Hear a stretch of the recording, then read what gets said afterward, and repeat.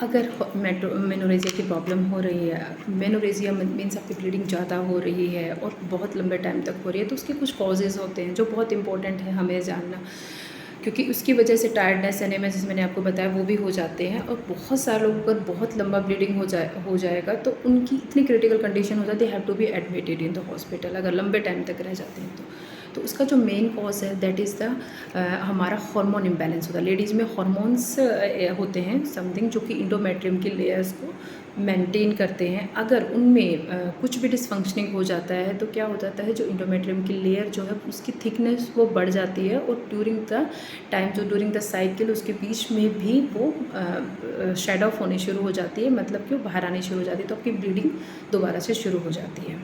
दूसरा जो कॉज है दैट इज़ द, अगर उस ओवरीज जो होती हैं हमारे जो फीमेल रिप्रोडक्टिव सिस्टम है उसमें ओवरीज एक बहुत इंपॉर्टेंट रोल होता है। अगर उनका फंक्शन, डिस फंक्शन से जो प्रॉपर तरीके से नहीं कर रहा है, क्योंकि एग रिलीज वहीं से होता है और एग रिलीज फोलिकस जो फॉर्मेशंस होते हैं वो भी सारा ओवरीज से होता है।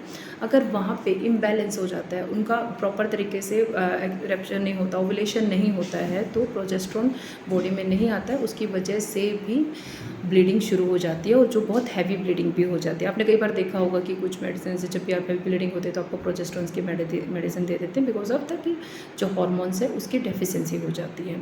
तीसरा जो कॉज है वो है फाइब्रॉइड। मेनली जो लेडीज़ होती हैं जो प्री मेनोपॉजल की तरफ जा रही हैं, 40 प्लस होती है, 45 प्लस होती हैं, उसमें कभी कभी फाइब्रॉइड्स, अभी तो कॉमन भी हो गया, फाइब्रॉइड्स होते हैं जो बाद में अल्ट्रासाउंड कराने से पता चलता है। तो फाइब्रॉइड अगर आपकी यूट्रस में आ गए हैं उसकी वजह से भी प्रोलॉन्ग्ड आपकी ब्लीडिंग चलती है।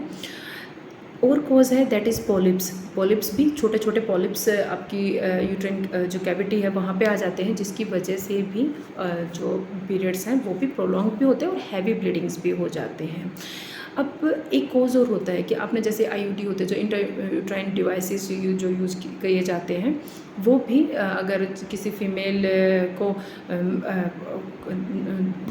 डाले जाते हैं तो उसकी वजह से भी कई बार बहुत ज़्यादा ब्लीडिंग हो जाती है। और ब्लीडिंग में कई बार वेट गेन भी हो जाता है और कई बार वेट लॉस भी हो जाता है, स्टिल उसके साथ ब्लीडिंग का भी एक जो है वो मेन हो जाता है।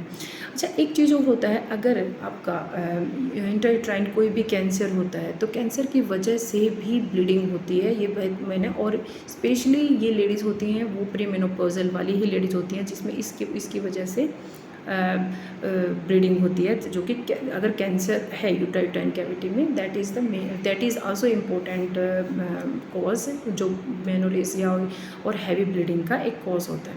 तो दीज आर द कुछ सिम्टम्स हैं और यू कैन से कि सम कॉजेज़ हैं जिसकी वजह से बहुत ज़्यादा ब्लीडिंग होती है। और ब्लीडिंग के कॉज इम्पोर्टेंट होता है समझना, अगर क्योंकि इसी के बाद आप फिर अगर आप इतनी ज़्यादा अगर ब्लीडिंग हो रही है, आपको कुछ भी आपको लगता है कि इसकी वजह से आपको टायर्डनेस आ रही है, आप एनेमिक हो रही हैं, आपको मूवमेंट्स रिस्ट्रिक्टेड हो रही है, तो you just go and check consult your doctor and consult, उसके बाद just find out the reason.